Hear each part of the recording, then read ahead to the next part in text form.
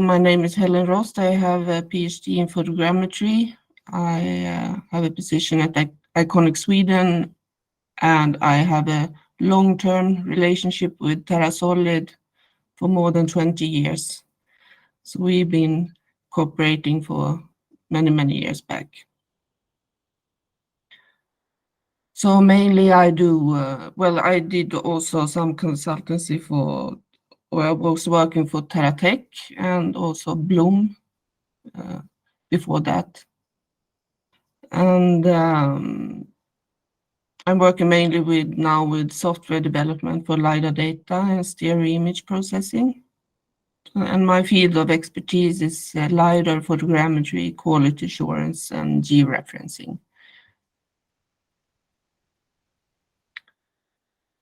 So today I will talk about quality assurance of LiDAR, and I want to point out that it is basic quality assurance, or at least what I call basic quality assurance. That is the basic quality you need to do basic type of products, like checking the point density, area coverage, looking at the point distribution and scanning pattern, looking at data sanity, looking at the geometric accuracy.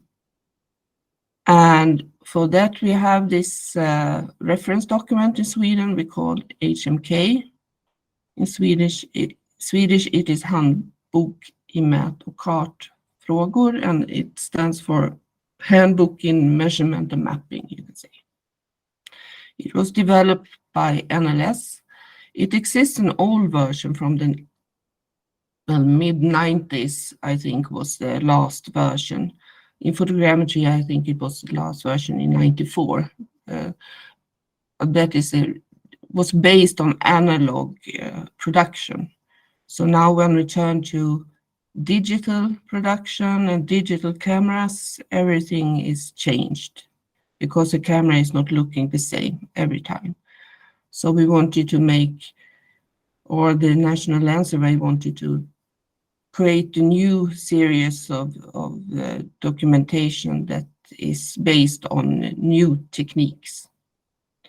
So this, I can just maybe go to this link, and I could also say that all the examples I have here on the pictures, I have many pictures, they are all from the TerraScan software to show how, when we apply HMK on real data, how it can look like.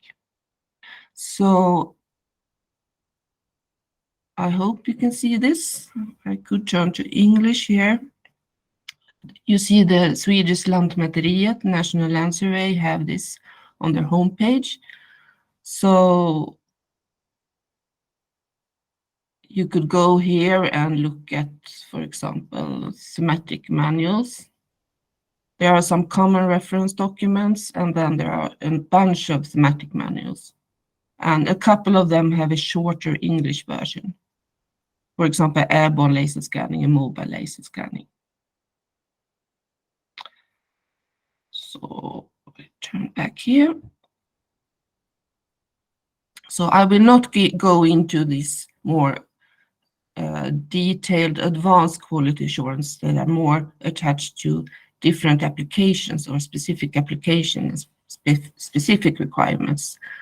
With that I mean, for example, for road inventory, you might also have imagery that you want to check, like brightness, sharpness, resolution of stitching effects in images. In road surface measurements, you are looking at sub-millimeter noise level data with extremely high density in perpendicular scan lines, for railroad power lines, forestry, and other applications. You have other very specific requirements, but I will not go in detail into these. So this HMK, it was developed from about 2015, 2016 something, the work started. And I was involved in the LiDAR, airborne laser scanning chapter or book. And I was also involved in, I think it was orthophoto, and also for, let's see now, digital train models. So the group was, or the work was done so that you had someone writing the document, and then there was a reference group of, let's say, about 15 people. And this work continued for 2-3 years to write the documents from scratch. Maybe one document took half a year or so. And we had regular meetings, maybe every month. And this group of people, they were a mix from governmental authorities and municipalities, private organizations, and experts. And these documents are mainly made for governmental authorities and municipalities, but they should also be applicable to other organizations or clients or private companies. And there should also be a perspective from both the client side and the vendor side. And it aims at a unified understanding about the geodata products. So the main goal is to get a unified procurement and unified deliveries. And also this is somewhat connected to the INSPIRE project, while INSPIRE more maybe defines the final product. You need the geodata to produce the final product. So this is the link between the two. And in the INSPIRE program with data product specifications, that is another series of documents. So HMK is not the same as these data product specifications. They go more hand in hand. And they also, while HMK is free to download and it's all digital, which make it much easier to update, the data product specifications are standards that you have to download from a page and pay for. Okay. So as I said, there's a bunch of basic reference documents first in HMK that is more for definitions. So it gives an introduction to the project in all. It gives the basic understanding about what we mean with geodata quality and what we base these quality measures on. So, and then also the basic insight in the geodetic infrastructure in Sweden, and some word list with definitions and abbreviations. But then we have all these thematic manuals. So it's digital primary map, aerial photography, airborne laser scanning, mobile laser scanning, photogrammetric measurements, GNSS measurements, elevation data, orthophotos, geodetic network measurements, terrestrial measurements, and terrestrial laser scanning. So it's quite comprehensive. So I could show you, I can go to this airborne laser scanning document, and you can see it's more than 60 pages. So, and the typical outline is like this, that you have an introduction and a technical specification which describes the products, and then something about the execution of the project, what you should think about when doing the actual production. Something about checking data, reference, and finally at the end there are some examples of how it could be applied.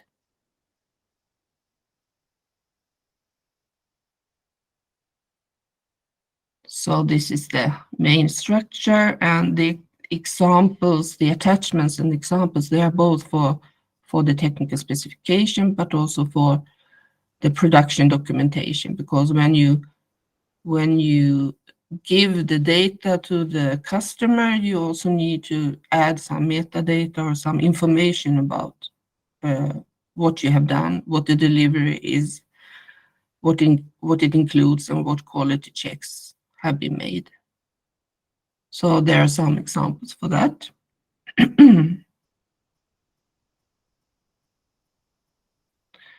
So if I first go into the first basic quality assurance topic, which is point density and area coverage, this is more easily done at the same time, because simultaneously, because you want to check the point density within the area of interest. So you can do this as one step. To the right, there is a picture of how it can look like when you produce a color-coded picture of the point density.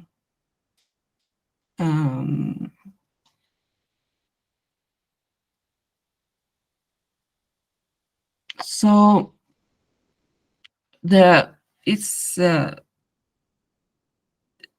we agreed, but what one of the main goals of this work was to get a common understanding about the products and common understanding about quality and what we mean. If we say, I would like to have a point density of 10 points per square meter, for example, what is that? So is it, in the beginning of the LiDAR project, it was, okay, if I have 10 points per square meter in average, then it's okay. But maybe that is not what the customer was looking for. Maybe the customer was looking for a more uniform data with about 10 points per square meter wherever you were. So the first thing is to define what we mean with point density. So we mean we are not only, we define that we are only allowed to calculate one return per pulse. So you can count typically last and only return. So if you have only one return for a laser pulse, you can count that, and if you have multiple, you take the last one. And then you can use that to calculate the statistics and create a statistical report. So in HMK, we have defined 3 standard products, standard level 1, 2, and 3. Standard level 1 is typically nationwide laser scanning.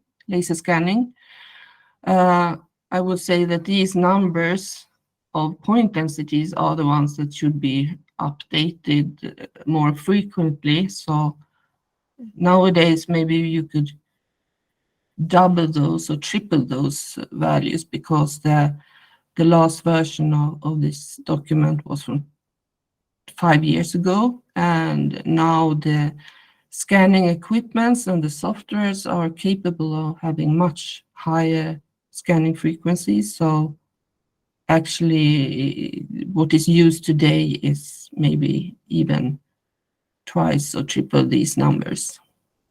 So the standard level 1 is for nationwide laser scanning, while level 2 is more for municipalities and cities, larger or regions of data. So larger areas, but not nationwide. And the standard level 3 is more for infrastructure projects. And we define some basic positional uncertainty that we recommend.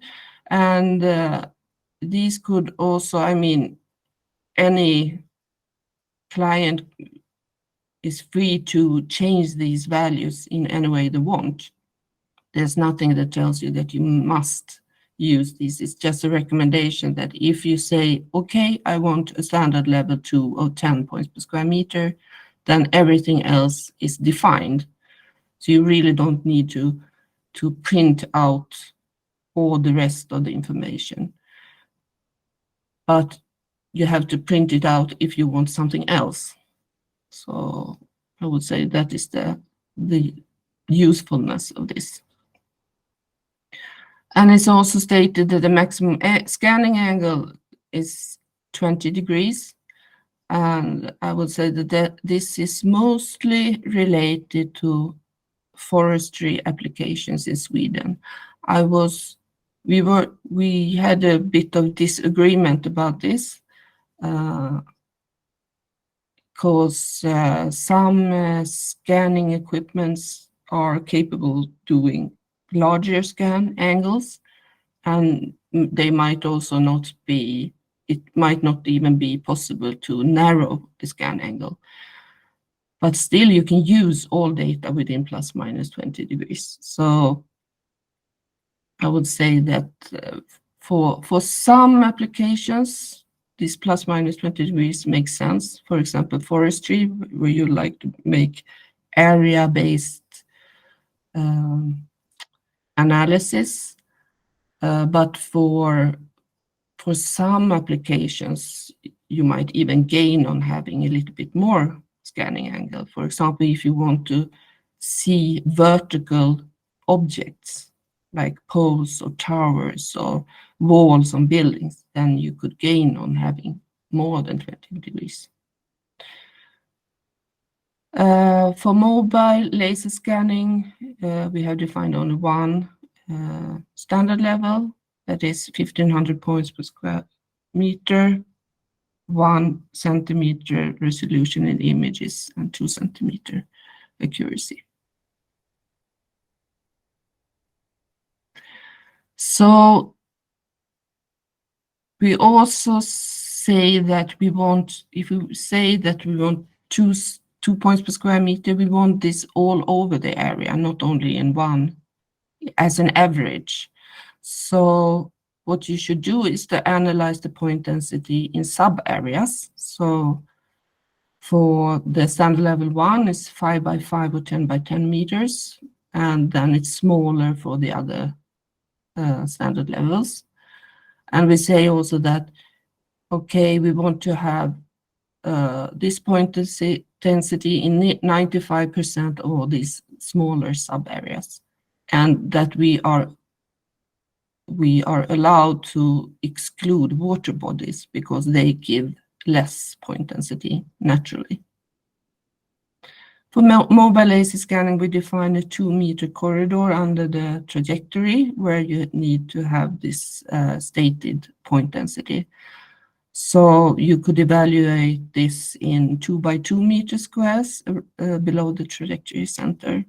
And the image resolution is, of course, also dependent on the distance. So we say that, okay, 1 centimeter resolution, that is on 10-meter distance.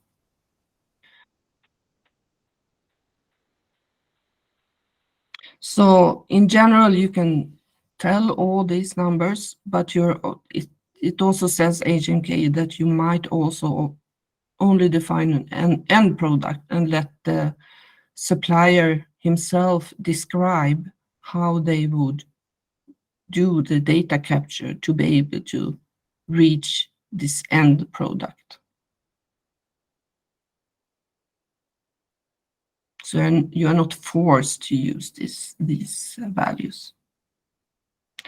And then HMK also defines how to report this if you want to create a color-coded map or a color-coded picture of the point density, which we recommend that it should be geo-referenced, so that to the right, the picture you see to the right could also be opened in any map service, and you can see the position of this project, and also the colors will indicate what the point density is, and the main color coding in HMK is that blue and green are good values, while yellow, red are bad values. So to the right, you can see that we are allowed also. This is from the NH project in Sweden, where we did laser scanning, nationwide laser scanning. We are allowed to calculate also the overlap between flight lines. This is also an option if you want to have that or not. It doesn't make much difference because the worst point density is mostly at the, well, at the center. So you could, the overlap will gain the point density. And you can see also to the right that the water bodies are excluded from the analysis.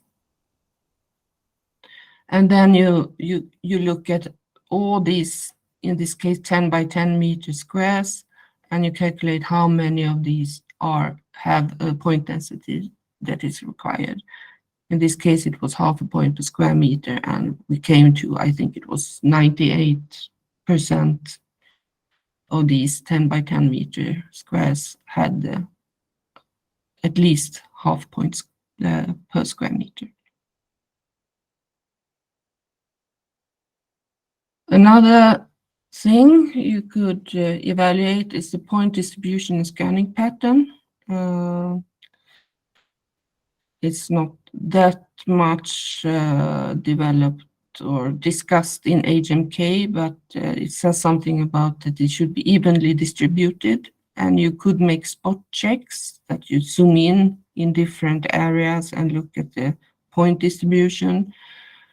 In this blue picture is from Terratecin, where there's an output of average point distance. So the optimal value would be something like, if you want to have 0.5 point per square meter, then the optimal distance, average distance, is 1 divided by the root of 0.5 point. So that could be a threshold which you analyze and see how many distances are larger. But again, the blue-green indicates is good point distance. You can see it differs a little bit within the project. It has to do with if you're in the center or at the edge of the scan line, and typically the edges get larger distances because of the scan pattern is not as evenly distributed. About data sanity, this is something that there's no standardized way to analyze. I have seen these different types of analysis that has to do with point data sanity check. What I mean with this is that you could get poor data sometimes, and mainly is caused by either that you have bad scanning parameters. Maybe you flew too high for these parameters, or you had too high scanning frequency or laser pulse frequency for that flying altitude, or maybe it could also be that you have hardware problems. So from my 20 years experience, we had problems sometimes with scanning mirrors, for example, if you have corrosion on the scanning mirrors. I think nowadays the scanning system vendors are better of doing service on the system, so that you have a service program, so that you send the scanning system to the vendor or the one that produced the system, and they do some kind of check and updates the scanning system. But I have seen sometimes the data deteriorates in time. So you can keep an eye on this by looking at the effects it has on data when it gets worse. So typical effects are that you have a larger noise level, especially on dark surfaces or low reflectant surfaces like darker asphalt or dark roofs. You could have also fallouts that you don't get any returns on darker surfaces. So you could do, to the right, there's a noise level map that is also an output from Terratecin, and typically open, flatter surfaces have lower noise levels, like the blue-green open areas in this area, while the forested area has more larger noise level, and that is natural because the terrain goes a lot up and down. So you just have to get experience of how to read these kind of images or manual checks. And so it's best to have a known flat surface, and you can check the noise level there, and or check it on asphalt or roads and things like that. You could also check the number of returns. So you know that you need many returns in forest, for example, or that you should have multiple returns in vegetation. You could look also on intensity values. Now you can stretch the image and get brighter or darker image just by doing a simple stretch of the image. But if you have poor intensity values, the image tend to get very noisy, and it's hard to read out any information from the intensity image. So it could be a good way of seeing that you have good quality data, that you get some information out from the intensity image. Another way of checking the quality could be to look at the penetration to ground in forested areas. And to the right here is ground point density. So after the ground classification, I can do the checks to see how many points do I have on ground. And of course, it depends on how dense forest or canopy you have, but it will give you an indication of if you succeed to get any. If you don't get any points on ground at all, you're in trouble, maybe, if it's a train model that you are going to produce. So something about geometric accuracy.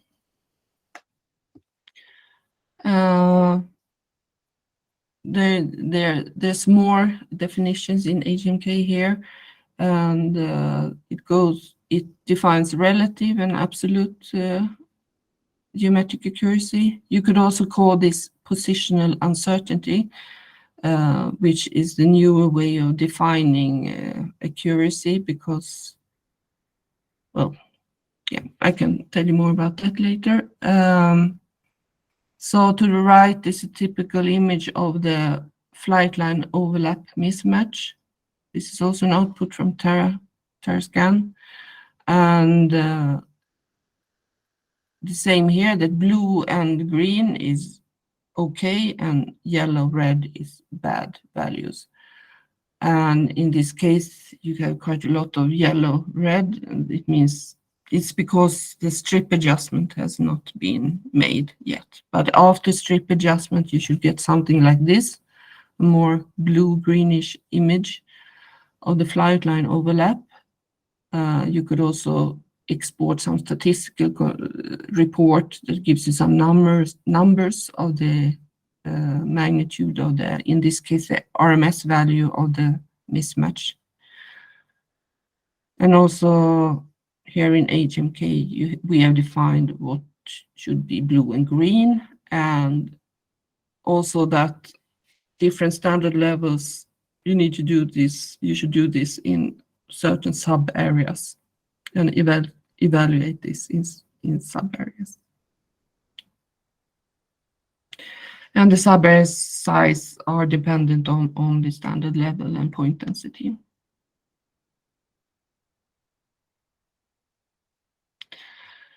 About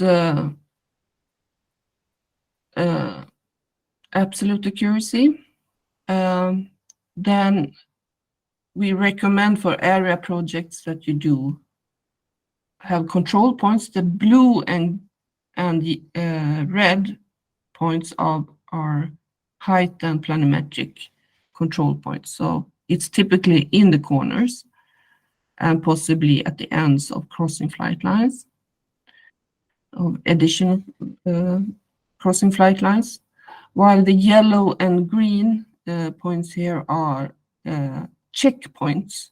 So the control points can be used, are allowed to be used as adjusting the laser data, LiDAR data, but the yellow and green checkpoints are only allowed to be used for evaluation. And there are some rules of thumb how to evaluate these RMS values, or the deviations on checkpoints. And the main thing is here that if you have a specified, you can see that, I don't know, you can't read Swedish, but if I can translate, so to the left it says the specific standard uncertainty of the product is for standard level 1, for example, in elevation, it's 100 millimeters or 10 centimeters. So this, using the expression uncertainty, is related to the newer definition of accuracy measures. So this is also, I could just, there's a link here to a reference document written by Clauser and Persson, and in here there are also reference to some CIS standard and other international documents.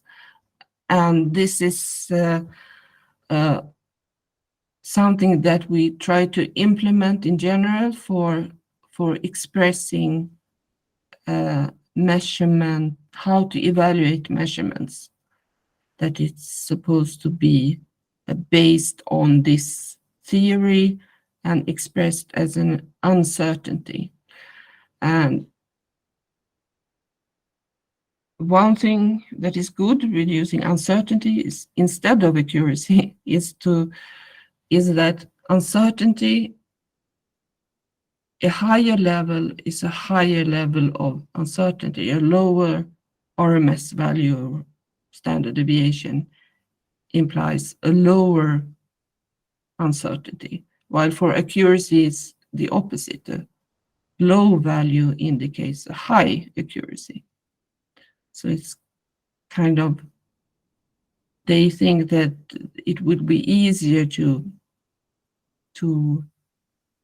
understand the logics between the two.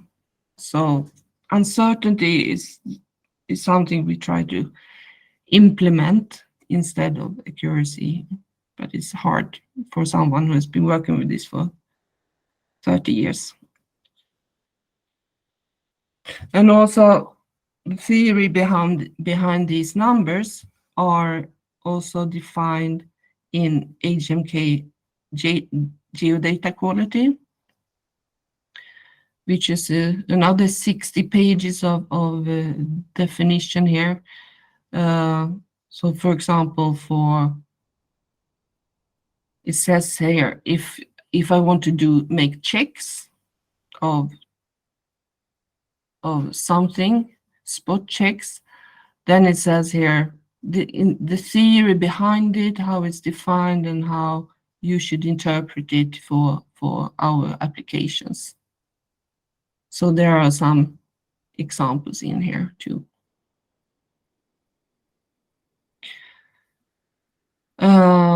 So you are allowed to have higher the threshold itself, or the tolerance is higher than the actual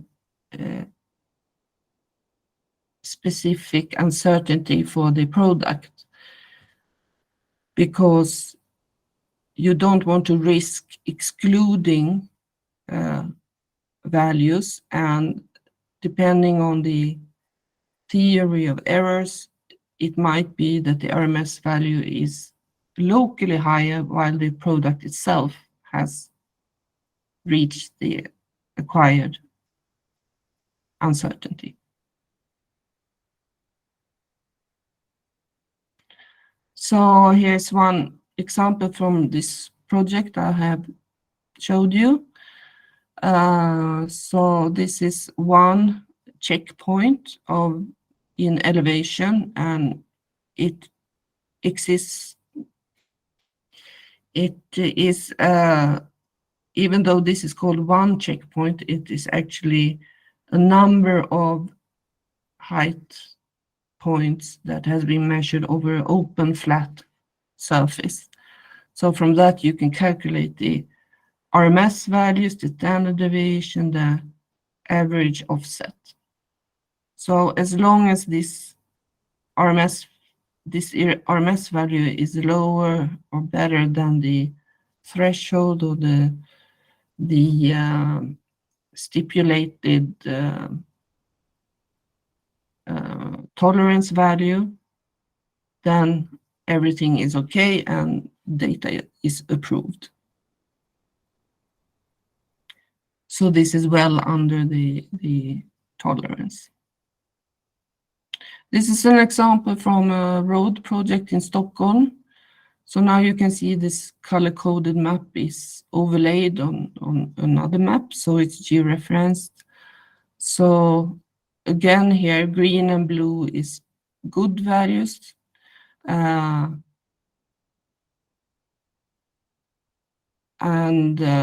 Here the point density has been calculated for all data along the corridor that was mapped, but you can see that at the center it's mostly blue and green. So this is from a real project that was made by Terratec for, I think it was for the city of Stockholm. And this is an output of mismatch between the different drive passes. So you could apply the same type of, approximately the same type of output as for airborne or area projects. So summary, HMK, I only covered a small part of this, of course, because there are many documents and many pages, but HMK defines standardized basic products, some quality parameters and quality evaluation methodology. It's cost-free, it's digital, easy to download, it's updated, maybe not frequently, but sometimes it's updated. It's supposed to serve both the client and the geodata supplier. And you can use some simple software for producing these quality reports, which I showed in this presentation. So that was all I had to say. I hope it gave some insight of how we try to use HMK as support for procurement in Sweden. So I'm happy to answer some questions.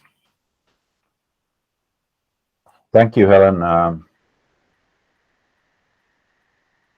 It was a very very good presentation of the issue itself, but also on the Swedish development on that standardization and guidance. There are no questions in the chat, but there are some questions in the audience. So please start. I can't see here any raised hands, but Jonas, you can take over if you can see who is asking. Matti Holopainen is raised hand. Yeah, okay, thank you. So Helen, most impressive work you have done. Do you think that during this development of this document and during the period it has been used, has there come up any new needs to evaluate the quality? So something that should be developed further, or something the customer should take into consideration when using this most impressive material? This is a little bit hard for me to answer, because the National Land Survey are the point of the what do you say, responsibility, and also the point of who to contact if you want to have changes. And they are not I'm not involved in this project anymore. I was working with the HMK for a while I was still at Terratec.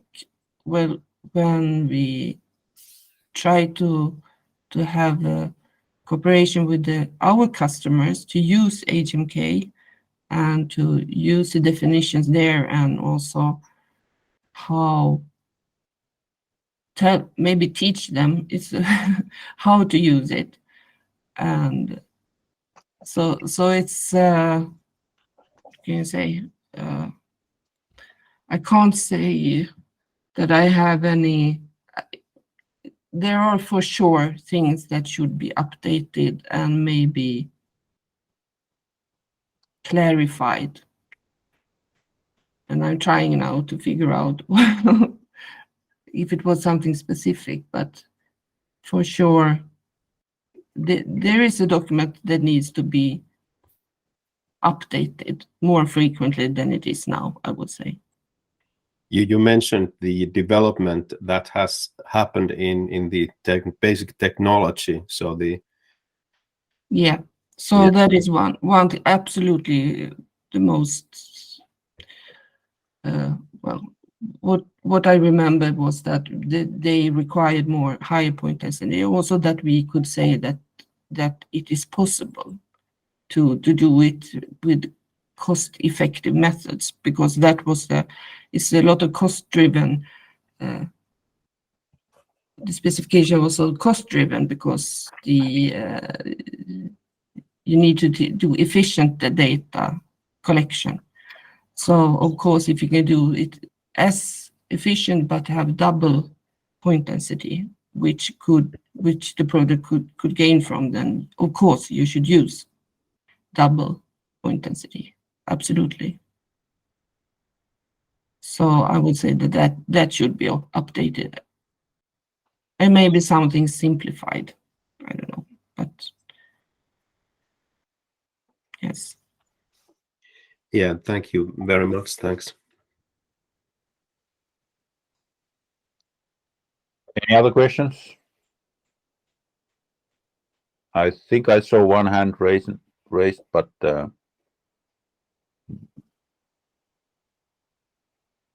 don't see it anymore. Me neither. Okay. Helen, do you know if there is any training available for these standards in Sweden? Well, I know that there was like a what do you call it, turné. They went from region to region all over Sweden to implement this. So it was kind of some people were visiting many municipalities and organizations within the geodata community, and they had this program for maybe a couple of years that they will go there, give a presentation, and also every year at the Swedish Map Days they had this presentation about how far they had come with HMK and where to find it and how to use it. So there was a kind of program for that. Now I haven't looked at. They usually have some update presentation in these geodata conferences or workshops, and I haven't looked right now if they have any activity planned, but for sure it was more intense in the beginning, and maybe now it's not that intense. Right. So it is very difficult task to get this type of documents done, but I think it's even more difficult to get them implemented so that people know the content and they are used in the, let's say, normal work and business. Mm-hmm. That is always the challenge with standards and recommendations, that they can be made, but getting them implemented in the industry is more challenging. Very much, and also it takes a lot of knowledge to be able to understand what if they use it, and what understand the difference between using it and not using it, or changing some parameters, and they need to know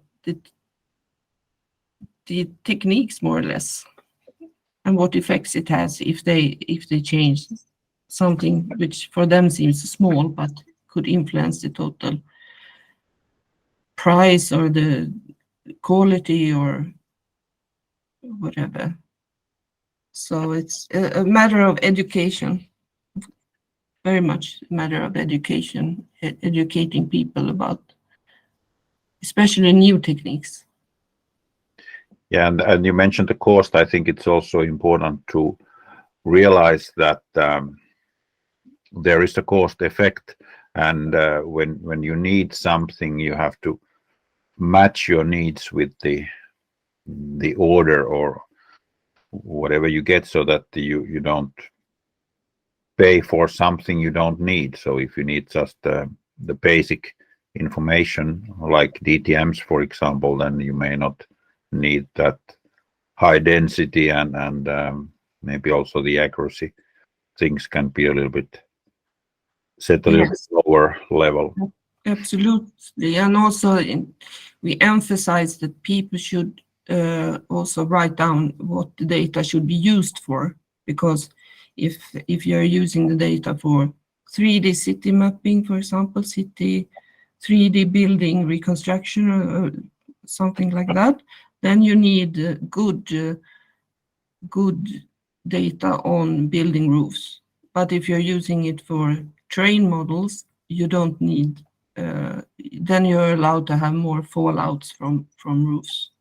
So that is the national program in Sweden. Maybe I would guess that 15-20% of the roofs have fallen out because the energy is not enough to get reflected on darker roofs, and so therefore it's not optimal for 3D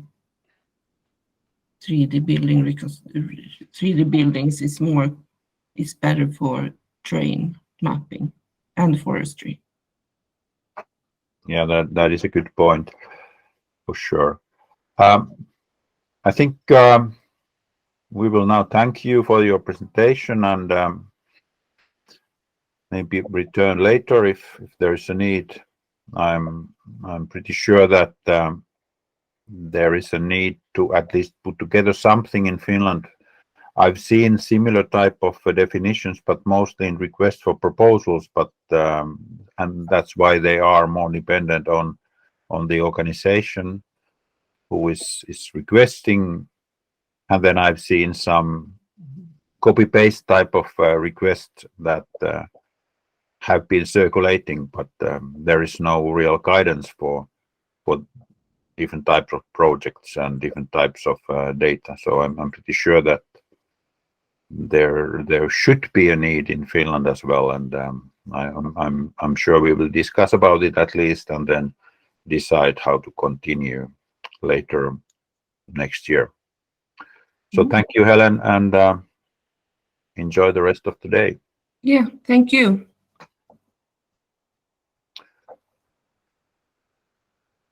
Okei, ja siellä Juha on taistellut itsensä paikan päälle lumikinosten keskellä ja olet päässyt Maria ykköseen. Hyvin kulki junat, ei ollut ongelmia. No niin, ehkä munkin olisi pitänyt sitten hypätä junaa, eikä vaan katsoa epätoivoisena katua tuossa ikkuna edessä. Mutta onnistuuhan se näinkin, hyvä. Ja tervetuloa, ihan mukava kuulla teidän ajatuksista tulevaisuuteen, että mikä on seuraavien hankkeiden painopisteet ja millä tavalla siellä ollaan nyt sitten etenemässä. Ja totta kai kaikki alan ihmiset toivoo, että myös sitten löytyy rahoitusta noille tuleville hankkeille, mikä ei varmaankaan vielä ole aivan kiveen hakattu. Mutta ole hyvä, Juha. Kiitos Kimmo ja kiitos, että sain tulla lyhyellä varoitusajalla pitämään lyhyen esityksen. Kimmo antoi luvan pitää lyhyen esityksen, niin mulla on kaksi kalvoa. Kerron tämän hetken meidän suunnitelmista tämän seuraavan keilaus- ja kuvauskierroksen suhteen. Eli meillähän nykyinen keilaus- ja kuvausohjelmat on tuonne 2025 vuoden loppuun asti.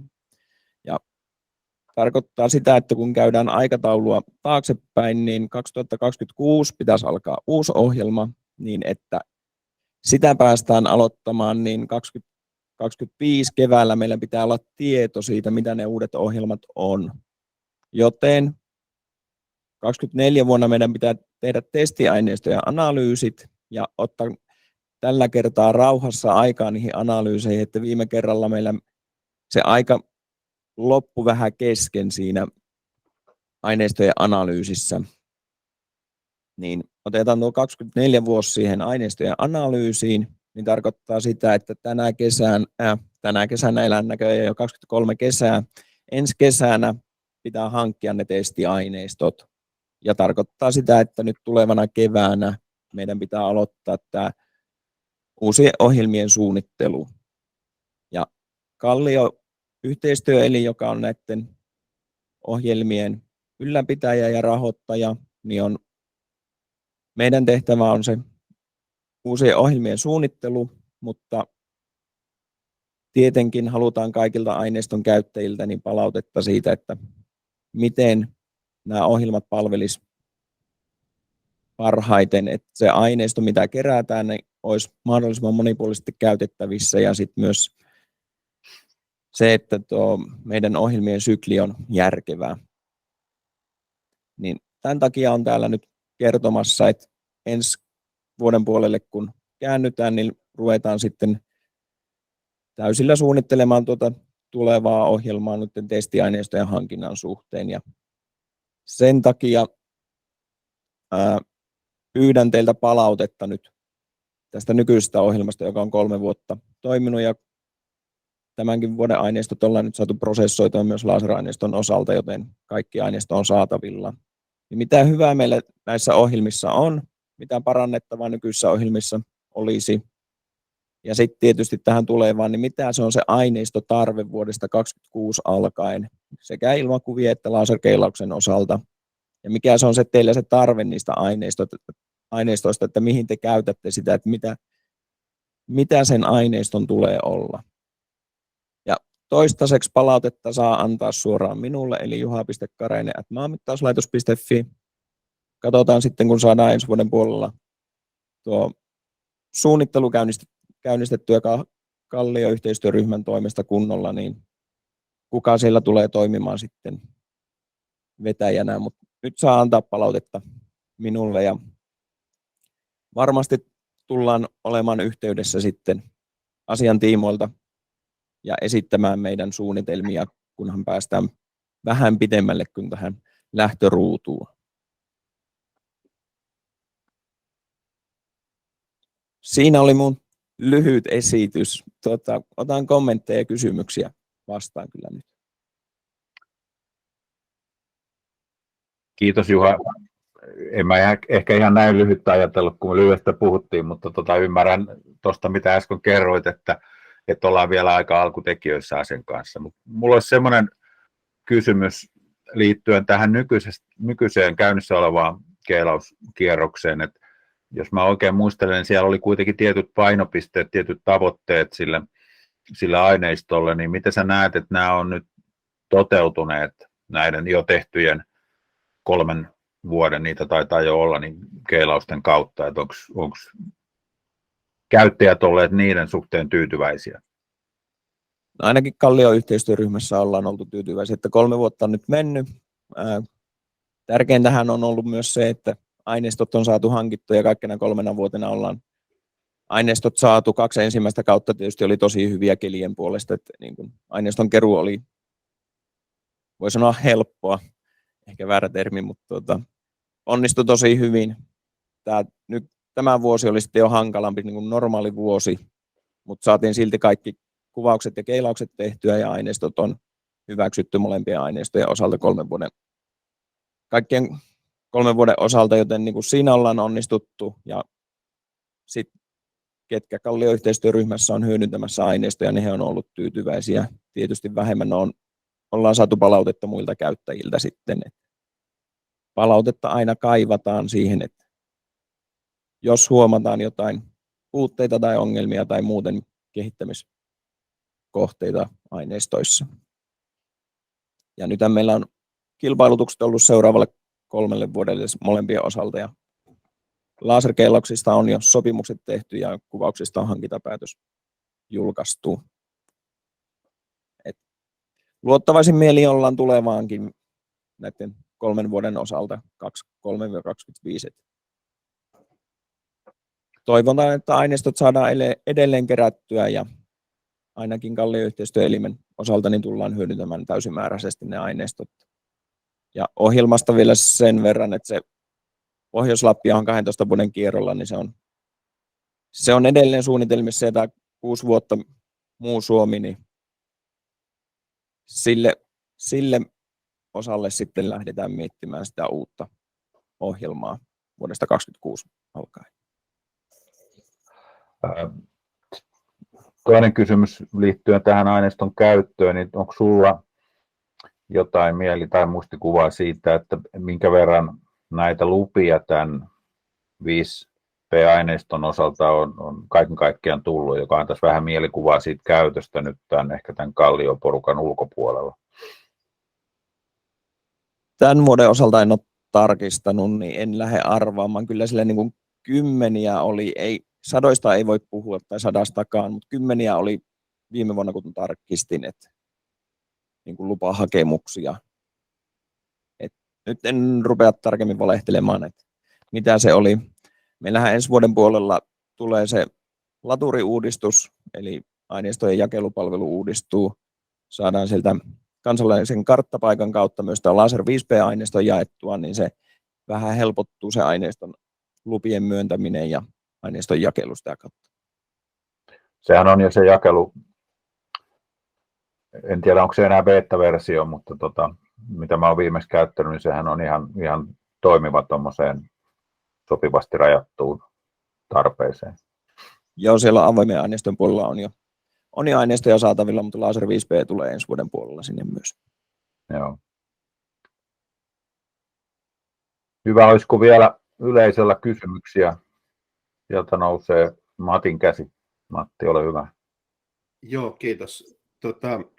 Kiitos Juha tästä infosta, että tämmöisen asian ottaisin tässä esille, että nämä turvallisuuskysymykset on noussut vahvasti tässä tapetille hyvin monella tasolla ja ehkä se painoarvo ja merkitys tässä nyt on tunnistettu, ja se mitä mä oon mittalaitoksen ihmisten kanssa tässä keskustellut, niin teillä tätä arviointia nyt tässä talon sisällä tehdään, että miten avointa tai hallittua tämän tiedonjakelun pitäisi olla, niin onko sulla siihen mitään kommentteja, että missä vaiheessa teidän pohdinnat näiden palveluja koskien niin on menossa? Että... Vastaan laserin kautta, kun sen puolella on vahvasti tekemisissä. Laser 5P on ne käyttöehdot, ja se aluevalvontalain rajoitealueelta oleva aineisto on turvaluokkaa 4, eli käyttörajoitettu, ja sen saa vain pääesikunnan luvalla. Et niin kuin Laser 5P:ssä tämä turvallisuusasia on otettu huomioon. Mitä se sitten tulevaisuudessa tulee olemaan, mitä se meidän seuraavan kierroksen aineistot tulee olemaan? Oletus on, että pistetiheydet kasvaa. Otetaan puolustushallinnon edustajat mukaan tähän suunnitteluun, ja sen myötä niin kuin pelisäännöt myös selväksi sen uuden aineiston osalta, että onko se avointa vai onko se jotain muuta, niin se selviää tässä matkan kuluessa. Mut en osaa sanoa tarkemmin tällä hetkellä, mitä se tulevaisuudessa tulee olemaan, mutta niin kuin kaikki tiedätte, niin tilanne on eri kuin vuosi sitten. Kiitokset. Joo, tämä on varmaan semmoinen asia, mitä tullaan pohtimaan ja on jo pohdittu aika paljonkin, tämä turvallisuusnäkökulma. Tietysti näin voi todeta vähän niin kuin ikävänä asian, että kun seuraa näitä viime aikojen tapahtumia, niin voisin kuvitella, että nämä avoimet datat ja Ukraina ei ole semmoinen yhdistelmä, mikä ennen tapahtumia oli kovin niin kuin aktuelli asia, ja siitä huolimatta vahinkoa tapahtui aivan valtava määrä, että tässä tietysti kannattaa aina pitää mielessä se, että onko liika sulkeminen myös sitten niin kuin joitain toimintoja, joitain asioita hidastava, joka sitten vaikuttaa yleiseen kehitykseen täällä maassa. Näyttää siltä, että tämän päivän tiedon hankinta on aika tehokasta, vaikka ei olisikaan niitä avoimia tietoja olemassa. Mutta se on varmaan hyvinkin ison keskustelun aihe tässä tulevien aineistojen ja datojen osalta. Matilla on siellä käsi ylhäällä, ole hyvä. Joo, vielä haluaisin nyt näiden omien kokemusten ja tämän oman tietopohjan kautta korostaa sitä, että minusta tämä, että se tiedonjakelu on hallittua, niin minusta se ei ole tästä avoimuudesta mitenkään pois, koska se, niin kuin nyt meidän lainsäädäntökin lähtee siitä, että dataa kyllä luovutetaan, jos on oikeudet siihen, että on lailliset oikeudet saada sitä dataa, niin se on niin mitätön hidaste siihen datan saatiin verrattuna siihen, mitä vahinkoa tämmöinen hallitsematon tiedonjakelu voi aiheuttaa. Että mun mielestä me ollaan kyllä nyt hyvällä tiellä, kun arvioidaan aina oikeasti tämä tarve ja sitten, koska nämä uhkakuvat niistä on jo niin kova näyttö, mitä vahinkoa me voidaan saada tämmöisellä hallitsemattomuudella aikaiseksi, niin minusta on menossa nyt hyvää suuntaan. Joo, ehdottomasti ihan oikea pointti. Että ei tietenkään se avoimuus ei tarkoita sitä, että se olisi avoimesti kaikkien saatavilla, mutta se, että se ei niin kuin ei panna liikaa piiloon sitä dataa ja luvittaminen sinänsä on hyvä asia, käytön seuranta on hyvä asia ja toisaalta myös sitten usein käyttöön liittyy siinä mielessä väärinkäyttöä, että ei välttämättä ymmärretä sen datan tarkkuutta ja luotettavuutta ja kaikkea muuta silloin, kun se on täysin avoimesti saatavilla. Että tämmöisen luvittamisen kautta tietysti varmistetaan myös sit se, että käyttäjän käyttötarkoitus ja osaaminen on ehkä sellaista, mikä nyt sitten toimii sen kyseisen datan kanssa. Paikkatietoja on helppo yhdistää ihan sumeilematta, tuntematta niiden vaikkapa sijaintitarkkuutta ja niin edelleen. Mutta laseraineisto nyt on aika niin kuin tarkkaa kaikin puolin. Mutta mä kiitän Juhaa esityksestä ja uskon, että tämä ryhmä varmaan kutsuu sut vielä uudelleen sitten vähän useamman kalvon kanssa tuossa, kun teillä alkaa selkiintymään vähän noin, mitä niillä koekeilauksilla tullaan ensi kesänä tekemään ja varmasti mielenkiintoista seurata sitten, että mihin se jatko asettuu. Tehdään näin.